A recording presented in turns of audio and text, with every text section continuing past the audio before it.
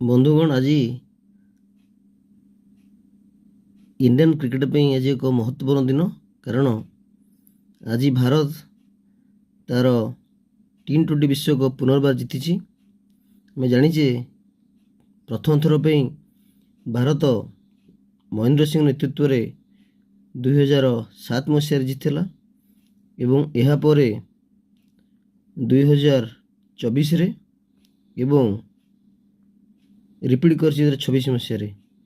ନିଶ୍ଚିନ୍ତ ଭାବରେ ଏହା ଏକ ଟିମ୍ ସ୍ପିରିଟ୍ର ସକ୍ସେସ୍ କେବେ ଅତୀତ ହେବ ନାହିଁ। ଯଦି ଆମେ ଏ ଟୁର୍ଣ୍ଣାମେଣ୍ଟର ମ୍ୟାନ୍ ଅଫ୍ ଦି ସିରିଜ୍ ଏବଂ ମ୍ୟାନ୍ ଅଫ୍ ଦି ମ୍ୟାଚ୍ କଥା କହିବା, ଏ ଟୁର୍ଣ୍ଣାମେଣ୍ଟରେ ଯଶପ୍ରୀତ ବୁମରାଙ୍କର ଭଲ ବୋଲିଂ ଏବଂ ସଞ୍ଜୁ ସାମସନ୍ ଯିଏକି ଆରମ୍ଭରୁ ଟିମ୍ରେ ଖେଳୁନଥିଲେ କିନ୍ତୁ ଶେଷ ସମୟରେ ତାଙ୍କୁ ଟିମ୍ରେ ଖେଳାଯାଇଥିଲା ଏବଂ ତାଙ୍କର କର୍ତ୍ତୃତ୍ୱ ଦେଖାଇଛନ୍ତି। କିପରି ଭାବରେ ସୁଯୋଗ ମିଳିଲେ ଜଣେ ସଫଳତା ହାସଲ କରିବ ତା ସଞ୍ଜୁ ସାମସନ୍ଠାରୁ ଶିଖିବାର ଅଛି।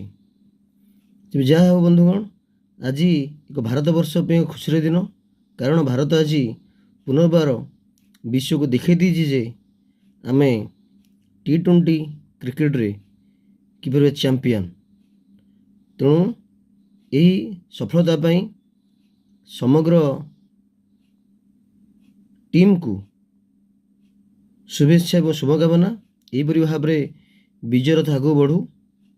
ତ ବନ୍ଧୁଗଣ, ଏଥିରୁ ଆମେ ଗୋଟେ କଥା ଶିଖିଲେ, ଯଦି ଆମ କନସିଷ୍ଟେନ୍ସି ବଜାୟ ରଖିବା, ଯଦି ଆମେ ଏକ ଲକ୍ଷ୍ୟ ନେଇ କାର୍ଯ୍ୟ କରିବା, ନିଶ୍ଚିନ୍ତ ଭାବରେ ଆମେ ସଫଳ ହୋଇପାରିବା। ଯେତେ ପ୍ରତିବନ୍ଧକ ଆସୁନା ନାହିଁ, ତ ସଞ୍ଜୁ ସାମସନ୍ ହେଉଛନ୍ତି ଦୃଢ଼ ଉଦାହରଣ, ଯାହାକି